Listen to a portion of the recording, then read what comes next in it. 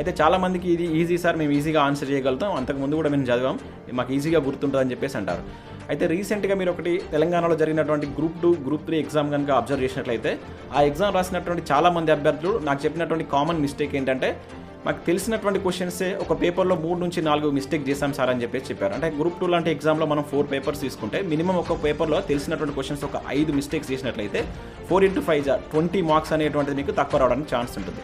ఒకటి గుర్తుంచుకోండి, కాంపిటేటివ్ ఎగ్జామ్లో ఈజీ క్వశ్చన్ కైనా కూడా 1 మార్కే ఉంటుంది, హార్డ్ క్వశ్చన్ కైనా కూడా 1 మార్కే ఉంటుంది. ఒక 1 మార్క్ అనేటువంటిది మీ జీవితాన్ని డిసైడ్ చేస్తుంది. ఏదైతే ఈజీగా ఉంటుందో, మాకు ఈజీగా గుర్తుంటుంది అని మీరు అనుకుంటున్నారో వాటిని ఎక్కువగా రివిజన్ చేయండి. అక్కడ మీరు మిస్టేక్ లేకుండా చేసినట్లయితే మీకు మంచి స్కోర్ వస్తుంది, జాబ్ రావడానికి కూడా ఎక్కువగా ఛాన్సెస్ ఉంటుంది. ఎప్పుడు కానీ ఈజీగా ఉండేటువంటి దాన్ని 1కి 2 సార్లు రివిజన్ చేయాలి.